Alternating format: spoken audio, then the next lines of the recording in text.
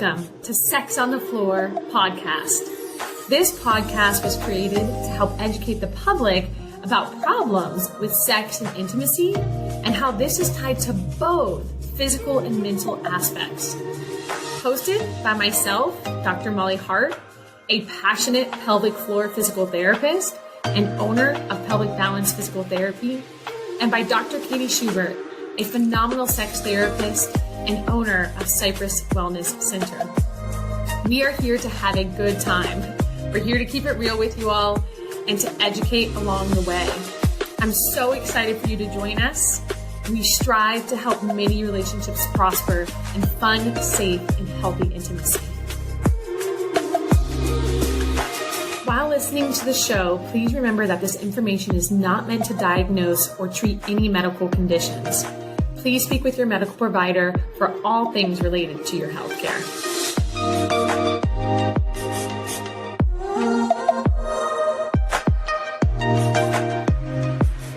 Ready? Hello, all. Welcome back to Sex on the Floor podcast. It is Dr. Molly Hart here today, and we've got Dr. Katie Schubert.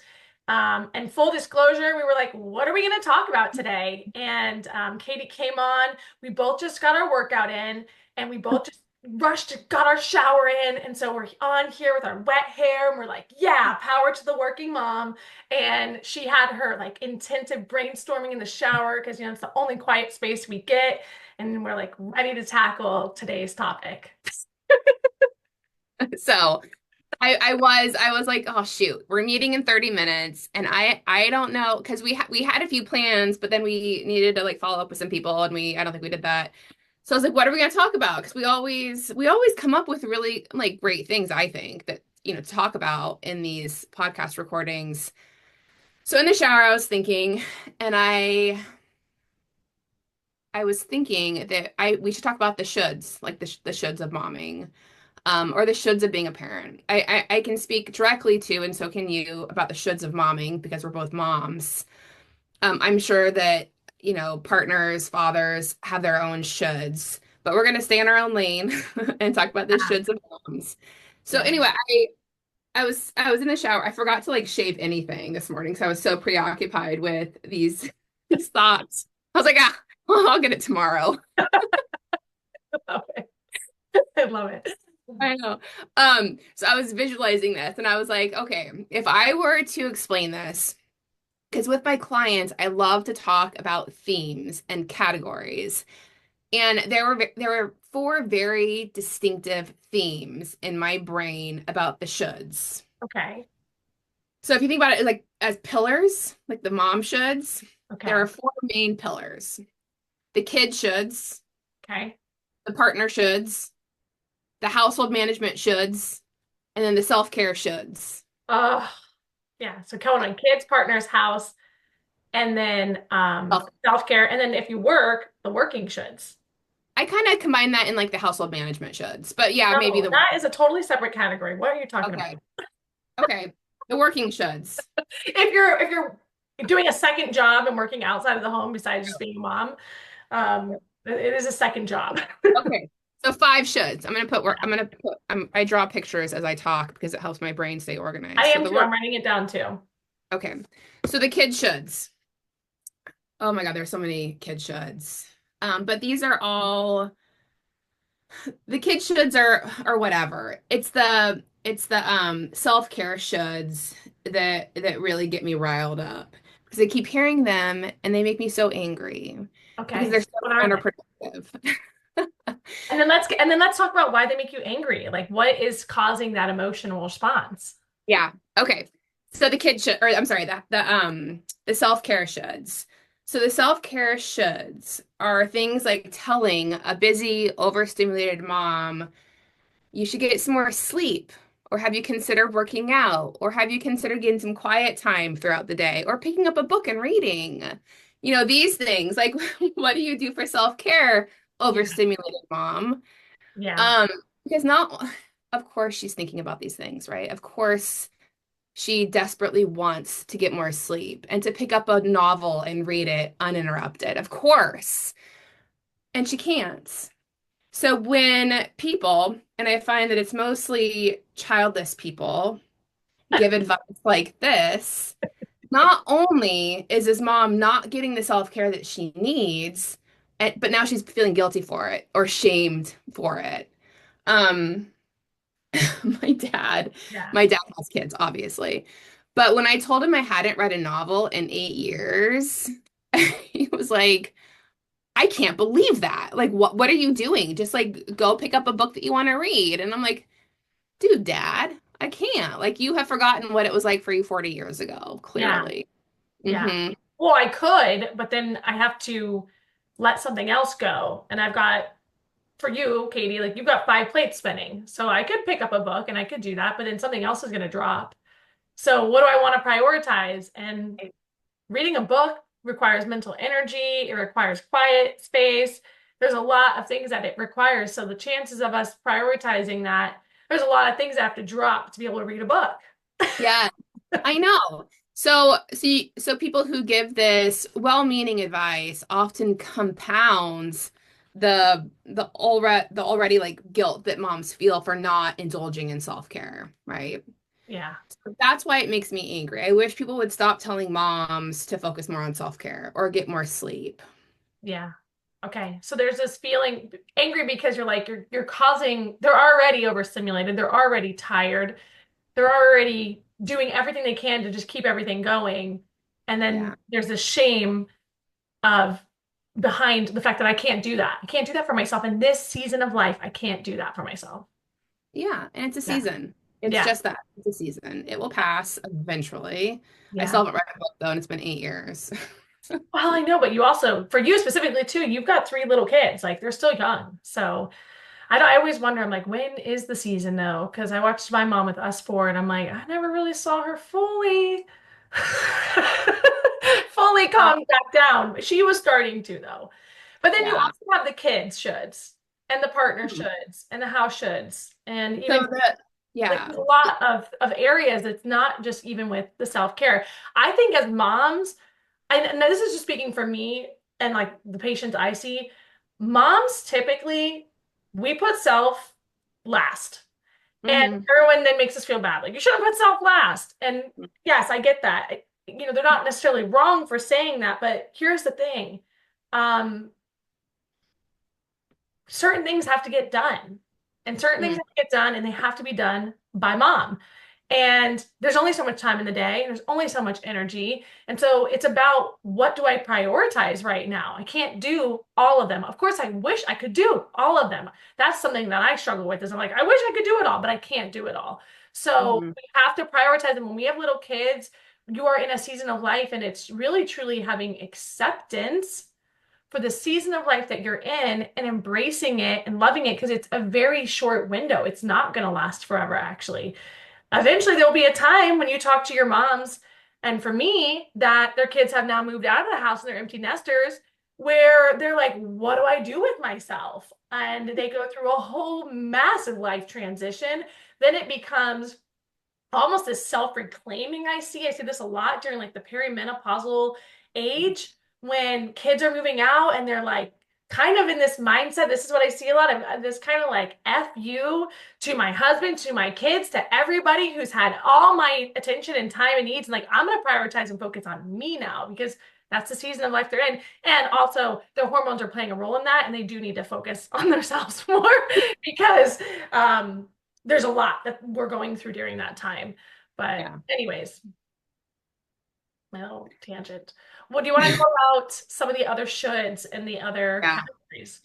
So the kid shoulds are a close runner-up to making me equally as angry as the self-care shoulds. Mostly because there's no right way to parent children or to be a parent to children. Um, so I see this a lot in new parents, specifically with new parents who are going into their first parenting episode, having their Yeah. first child. I said that very complicated. So so I'll give you a personal example. When I had my first son, I was told by a number of people that I would have to sleep train. And while that works for a lot of people, it was not working for Yeah. me or for my son, my firstborn. And I had a few meltdowns thinking that I had to go through this thing that did not feel right. Yeah. And eventually, I think someone told me, like, you don't have to do that. Yeah. And it was a complete epiphany for me. So I was like, oh, I don't have to do that. I can do it my way. And it was such a like a relief knowing that I did not have to do that. But a lot of there's these hot button topics like vaccination stuff, sleep training, circumcision, Yeah. um, gentle parenting methods. There are all these things that At parents can. home versus school. Yeah. There's a Yes. million different things. Yeah. Yeah, and while some, you got to look at the science behind it to make informed decisions, other things are not as like science driven or are more child oriented. Like it didn't work, sleep training did not work for my child because he had acid reflux Oh, and he would cry to the point that he would like choke. Even if we were holding him, trying to make him feel better, he would cry to the point of choking. And I could not do it, nor did I feel like it was safe. yeah. Um, so that's just one example. So there's no right these more iffy things associated with parenting. Yeah. I love that you said that. It's so interesting to me because throughout our whole life, you do things based on what feels right for you, right? Like not everyone plays, let's just go back to childhood. Certain people play certain sports, certain people play instruments, some people dance. Some people do this with their classes. They take these electives. They're in honors rolls. Some are in gifted. Some are held back. Like we all have our own different things. We go into different careers. We have these massive variety of ways in which we navigate our own life. And then we become parents. And it's really interesting because there's almost like this rule book of how we're all supposed to parent and how Yeah. every baby should be. And I'm like, whoa, why is that? Why do I have to parent my child the way we should all parent our children the same way, even though we're all completely different people? I mean, it's absolutely insane, actually. What's also really sad to me, and here's like really this is what I think has happened when it comes to first time moms is we have created so many rules. I mean, I think back when I had my son and they're like every 2 hours they need to be feeding. We have these apps where it tracks everything. They have to be feeding and how many poops and pees when you go to the pediatrician. They want so many detailed information. How many pee diapers? How many poop diapers? How much milk? Da da da da da. And I was like, you know what my answer was every time? I was like, enough. Like, I don't know. Like, I couldn't give exact answers because I wasn't sitting there tracking it after a while because I was like, this is a bunch of this is baloney. Like, I'm not doing this because I know my baby and I know when they need to eat and I know when they need to sleep and they're thriving and I'm thriving and we're doing great and everyone's happy. But I was intuitive enough to be able to like shut that out and just listen to my baby and their needs. But because we have all these rules, we get moms away from their intuition and away from their intuition with their baby. And we're like, oh my God, I can't listen to any of that and what feels right. I need to listen to all these rules over here. And I have to give all this information to the pediatrician. And then we get so anxious and we're trying to play this game Mm. that everyone has created versus listening to ourselves and our baby over here. Because you can tell when a baby's happy or not. Like, I mean, it's really quite beautiful. And like my babies, I got so freaking lucky. Everyone was like, you've got angel babies. They still are just incredible sleepers. Like I, Oh, I like God. wouldn't say I sleep trained, but I mean, maybe kind of, I don't know. They just slept really well all the time. I didn't have to work hard at it. So I'm really lucky. So is that because I was a great mom? We know what I've learned? No, I have two babies who slept really well. And then I was able to foster that. I have one daughter. I did all the things to teach her how to potty train. Oh my gosh. Still to this day, we're struggling with accidents. She's 5 years old. I got her on like a whole fiber protocol. I mean, everything for her bowel movements. It's so much work and she's doing great. But it was a solid year of just doing good regression, doing good regression. My son, I barely tried. I was so afraid to potty train him because of what I went through with my daughter. I like just put it off, barely tried. He potty trained himself and like I did nothing. And he was just potty trained. And everyone's giving me all this credit. They're like, wow, you did such a good job. I'm like, I didn't do anything. It's so funny because especially when I talk about the intuition, like I was. I, I have such vivid memories of my eldest son as a newborn waking up all these times and us, the hospital gives you like this tracking sheet of like pees and poos and food. And we were so sleep deprived. And we had this card on our dresser, and my husband would get out of bed and mark it every single time we had a pee or a poo. And I was an older mom. I was in my mid 30s. I have a PhD. I should have been someone that trusted her intuition, and I did not. I had never been around babies before, and all I had were all of these people telling me how to do it. And it was so overstimulating that my intuition got pushed down Yeah, so me far. too, Katie. No, me too. Yeah, In the beginning, I went along with it, and I've been around yeah. kids my whole life. I nannied a lot. I went along with it until I realized how stupid it was. I was like, this is so stupid. And I also realized it was really bothering me to like have to Hmm. report all this information to the pediatrician and track stuff. I was like, I don't have time for this. I don't even want to do it. I'm very Yeah, like that's one thing I always have. I'm like, I'll realize real quick if there's something that's annoying me and I don't want to do it. I'm like, I'm done. yeah. I realized with all my friends and my patients, I'm like, oh my gosh, society crushes our ability to just listen to ourselves.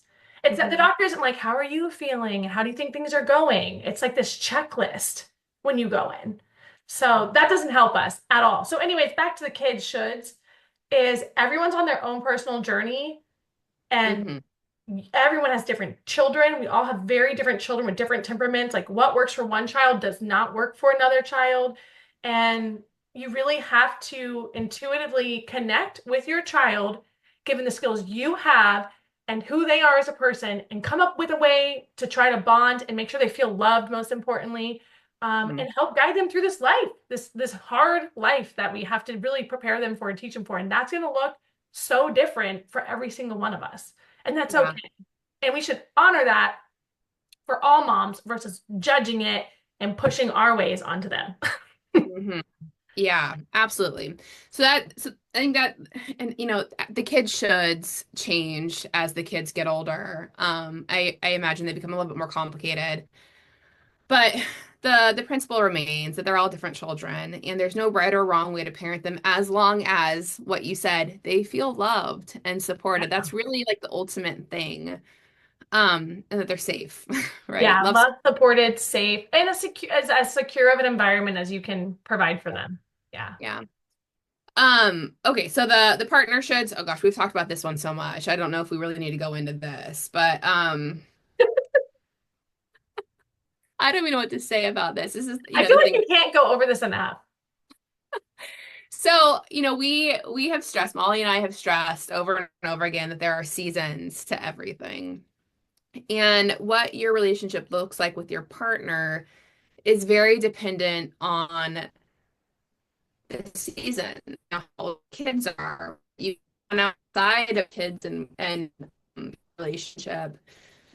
So, there are going to be times where you can give less energy to your relationship, and that's okay.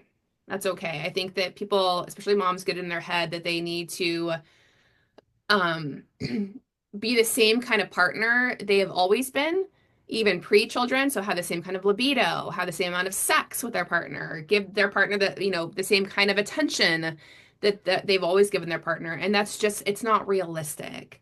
So Yeah. when moms, and at that season, moms are already feeling like they're failing in the self-care column. They may be feeling like they're failing in the child should column, and now they're failing in the the partner column.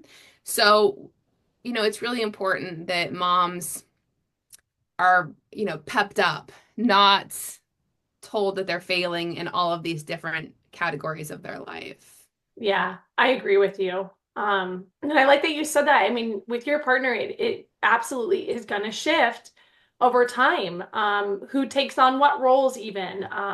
Who's doing it's just so funny when I think about my own marriage, just like how things have shifted so much and the ebb and flow. And really, what it comes down to is communicating well with our partners to be able to figure that out because we're all each individually too going through our own little different seasons of life. Um, it's just, it's a beautiful dynamic with your partner, how much you challenge each other to grow and become more when there's love there and respect and good communication. And like I know we've talked in the past about like fighting fair, right? And that's how you get through it. It's not that everything's perfect and hunky-dory and great all the time. There's gonna be crappy often actually sometimes when you have little kids, and it's like working through that is what brings to me like incredible love, because it's like, wow, we just got through this hardship together, and it brings you closer and closer. So the partnership one is interesting because that's like a dual thing going on, and you can't do that by yourself. That does require both people to come together. Like where else, like the kid shoulds that we put in our mind, like yes, both parents are involved, but a lot of that is just our own dialogue we're having kind of in our head. Would you Yeah. say same with the self-care? It's a little bit more of Yeah. an independent journey. um Hmm. where else partner, and I would say even the house stuff is the house stuff can be very much so partner related, because that really Yes. Yeah. the house stuff gets overwhelming for me. I just downsized when we moved because I was like, I don't want a big house. I learned, I'm like, it is too much for me to manage, and I don't enjoy managing a house. So Yeah. we have less space now and way less stuff. I've really embraced my minimalist lifestyle. And every item I pick up in my house now, as we're unpacking from the flood, every single item, I'm like, do I want to give my time and my energy into managing this specific item? And if the answer is a no, I'm like, bye, gone. I'm like donating it. I'm just putting stuff out on the curb. And it feels so good. I'm like every item I get rid of, I'm like, I just freed up this much time and energy. Yeah. No, that's great. One more thing I wanted to say about the partner thing before I move on to the Yeah. household management thing. You talk about all of these skills that we need to use to get through seasons. That's great and very necessary.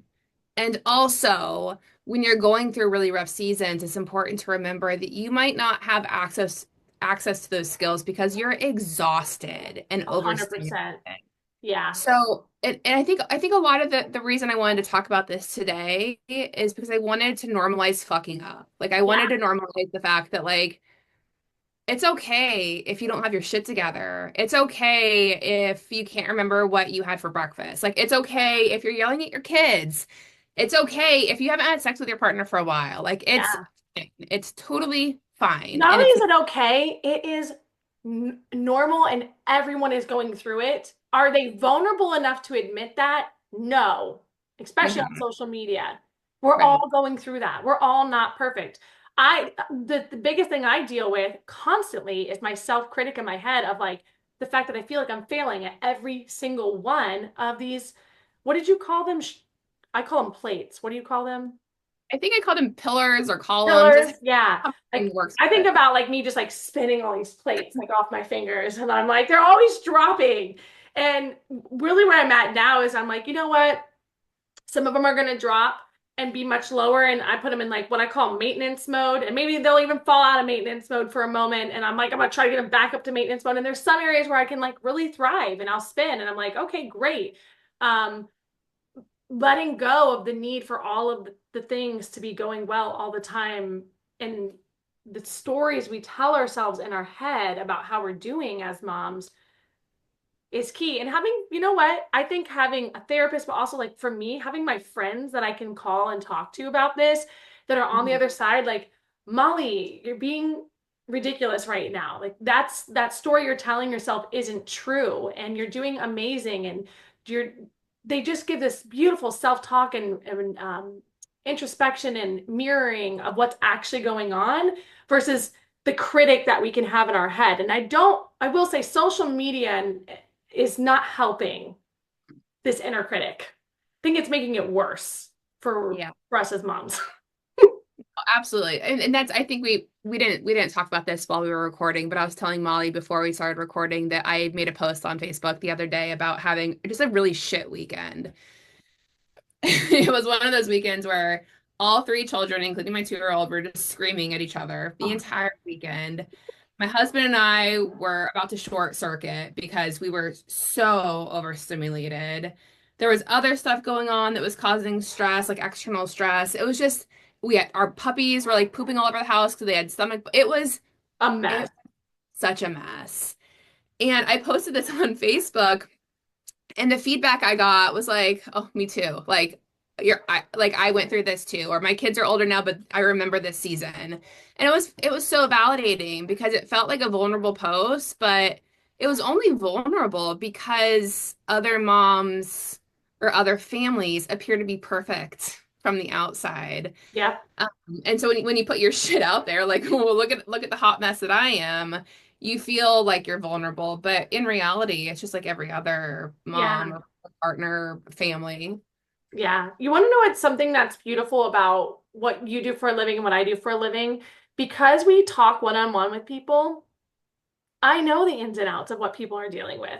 I don't Yeah. know what social media is presenting as reality. I see it and I'm like, I know that's not reality. And then I get to talk with so many people and hear about the real things going on in their life. And because I know that, I have no problem being vulnerable in all my relationships about what's actually going on. Because whether that person wants to admit it back to me or not, I'm like, I know that same stuff is happening. And I try to always create a safe space for people to see, like, it's okay to be a mess. It's okay to not have everything together. Uh-huh. We just hosted a big birthday party for my son, and I was supposed to resend out the invites again. And last week was just such a hard week. My husband's been going and coming and going and coming with his job, which has led to so much resentment on my end that I'm like working through is like, how do I how do I not place blame on him, but still express, my hurt and my feelings and how this is affecting us as a relationship. And when Katie was saying, when you're overstimulated and when you're past that line, our Yeah. skills don't come in then. Like that's when I turn into like Molly, who's just in blame mode of putting Yeah. everything, it's all your fault that this is happening, Yeah. that I'm sad and overstimulated and overworked at home, which isn't true. Like we've made decisions together to get us in that spot. So, anyways, I didn't send out the invites and I was like, you know what?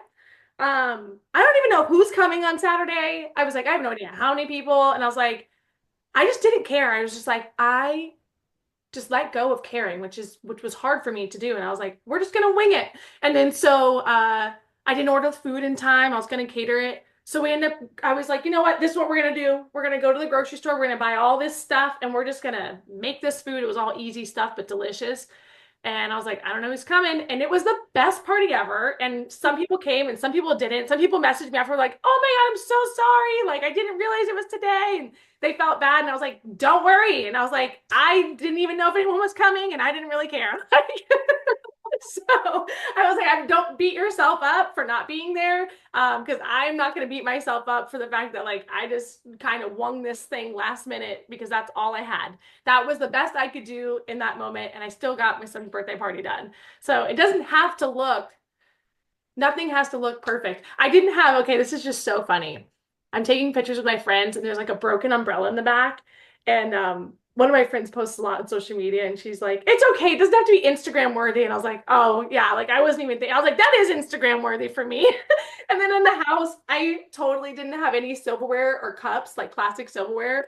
And so I'm like scrounging through and I've got like four different colors, like forks and all these different plastic things I'm like shoving. I'm like, this works, like everything. I forgot the bags for the kids' little gifts.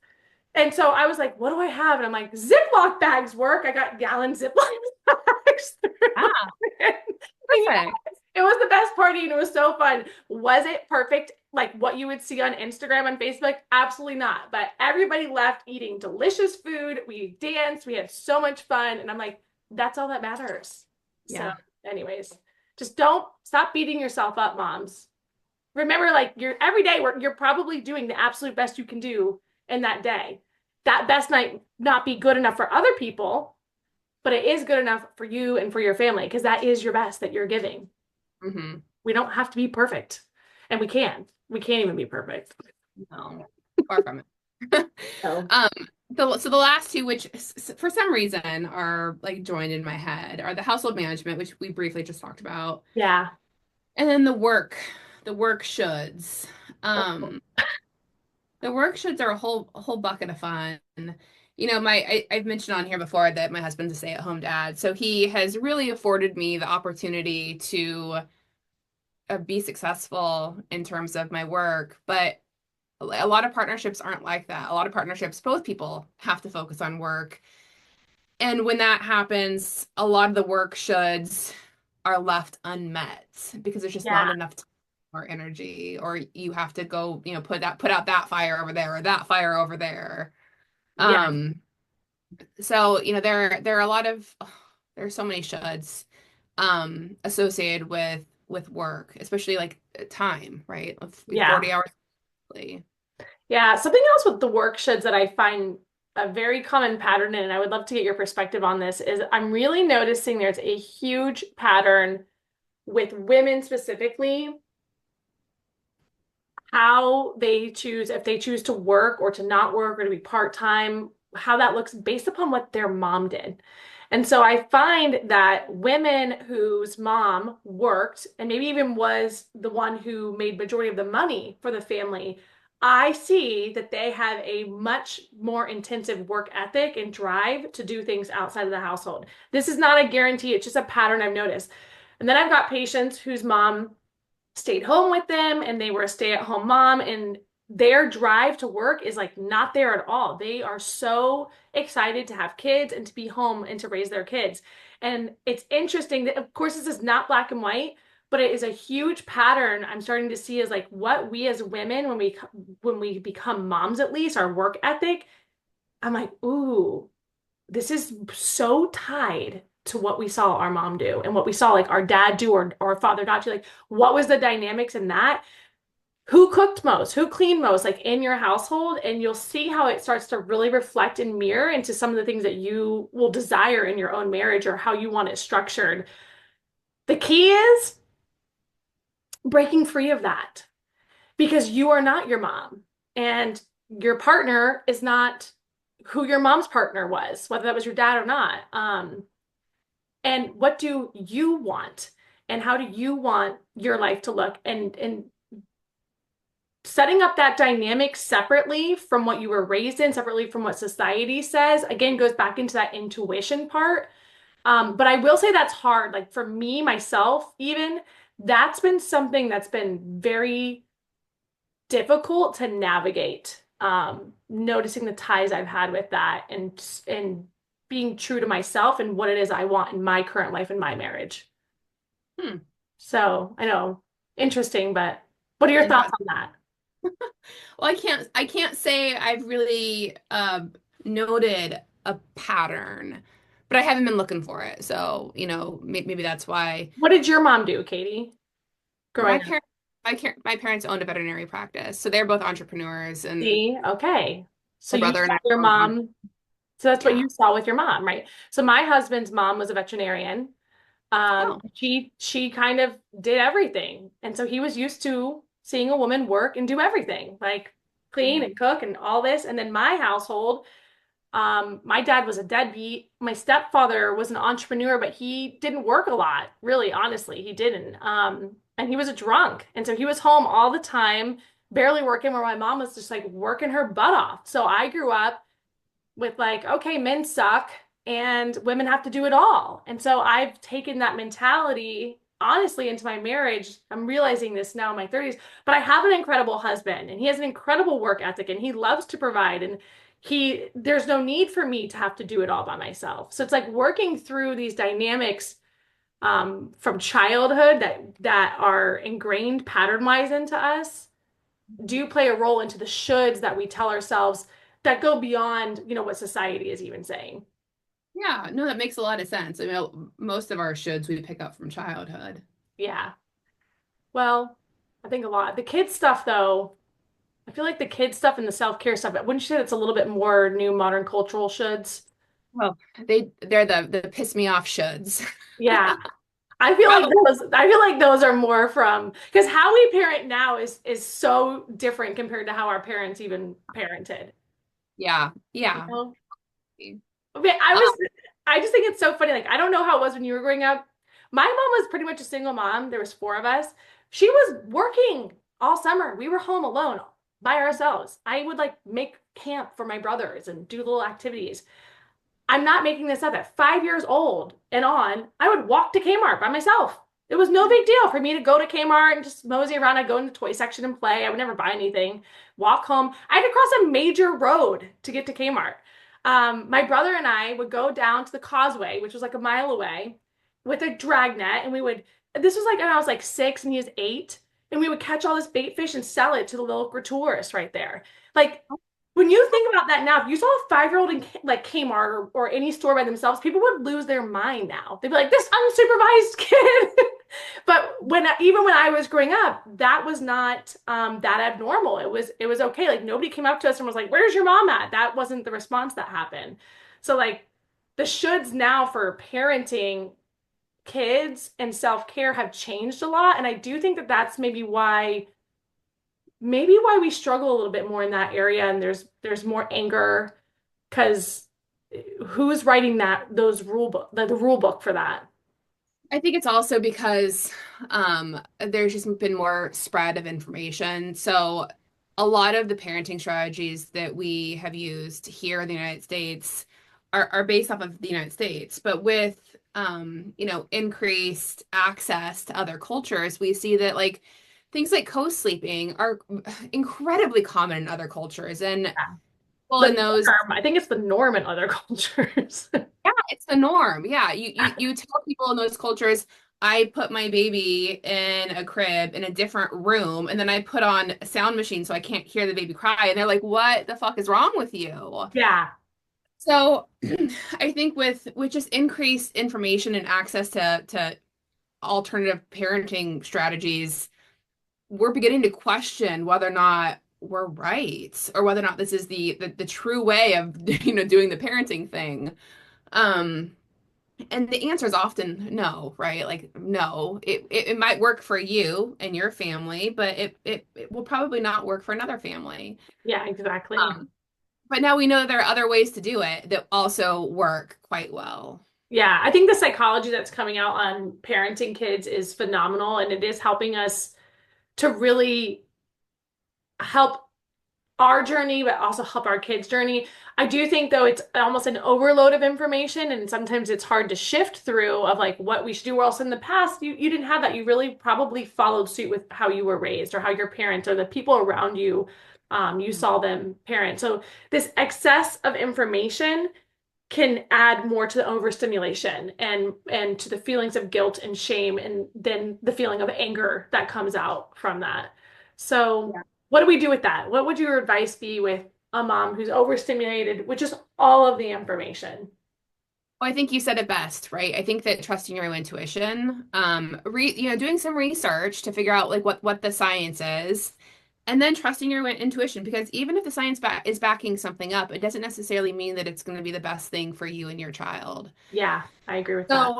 So, researching, but I think my best advice is towards the people trying to give advice to new moms.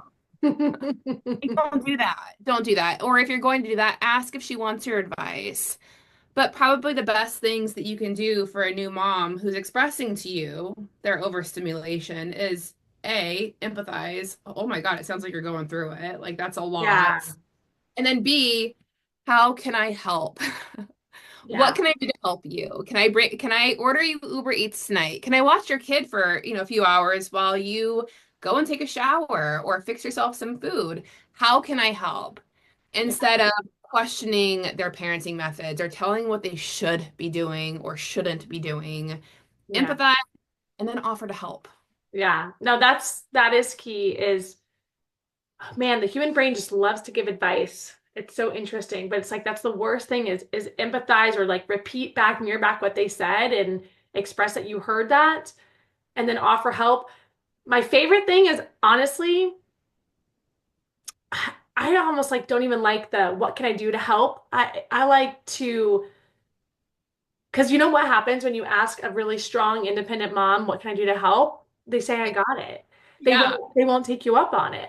So I ask now, what are your struggles right now? Like, what's the hardest thing lately? And they'll tell me if you have a close enough relationship. And then if I'm able to, I will help out in that area without asking permission, even as long as I know it's not going to be overstepping a boundary with them, because oftentimes moms won't even accept help or like ever even admit that they need help, even though they do need help. So if you're somebody who's able to like walk into their house and just walk into their space and just see something that needs to get done, is like just helping to get that thing done, in whatever way that looks. There was something Yeah. you said when you were summarizing that I wanted to touch on, and then we can kind of wrap this up. What did you just say when we talked about what was the first part of your advice that you just gave? Empathy. Sounds like you're going through it. This sounds like it But sucks. before that, before you gave advice and like things to say to them, you said obviously stop giving Oh, advice. if you want to give advice, or if you have a piece of information floating around your head, a piece of science Mm, head, ask them if you can offer that information to them. yeah. Okay, now I remember what it was. You said listen to your intuition and obviously look at the research.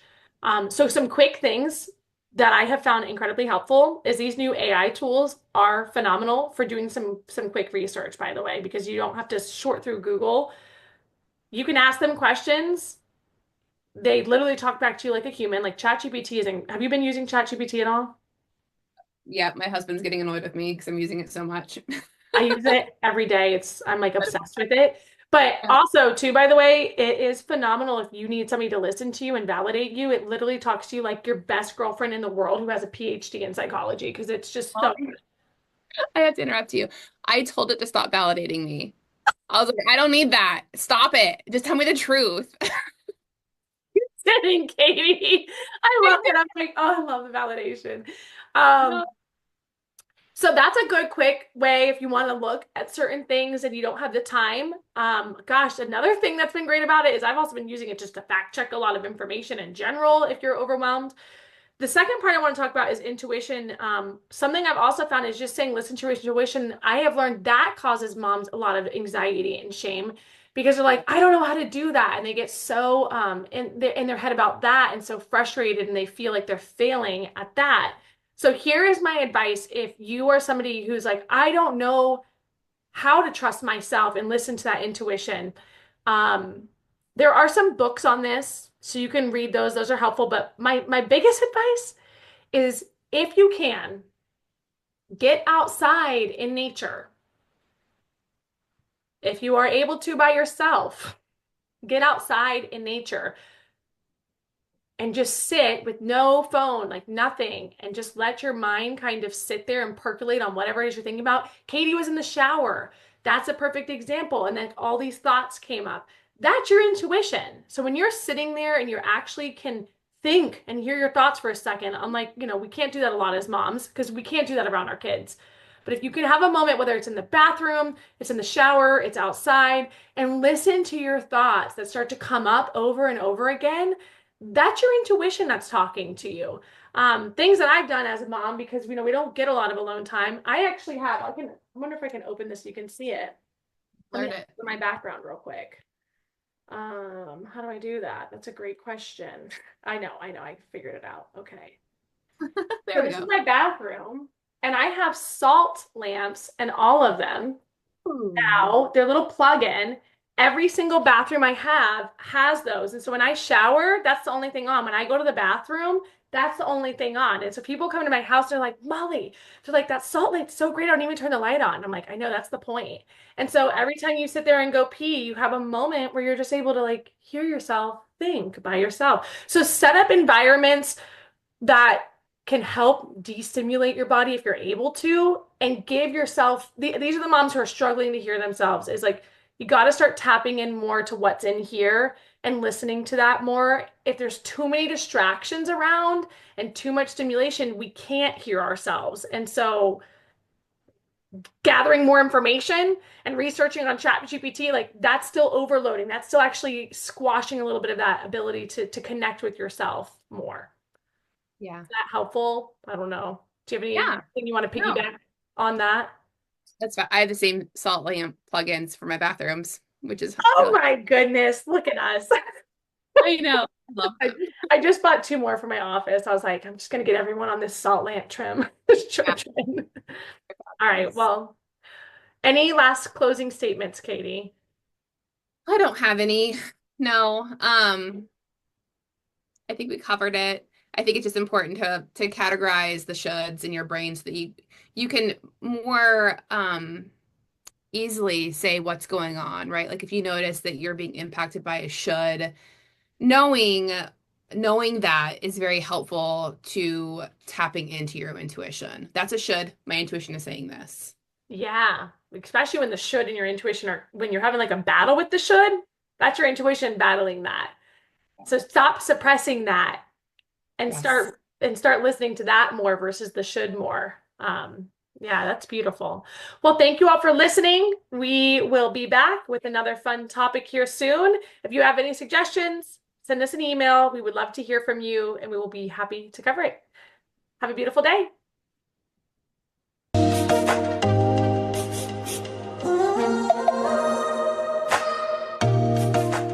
We are Dr. Molly Hart and Dr. Katie Schubert, and you've been listening to Sex on the Floor podcast. We really hope that you enjoyed this episode.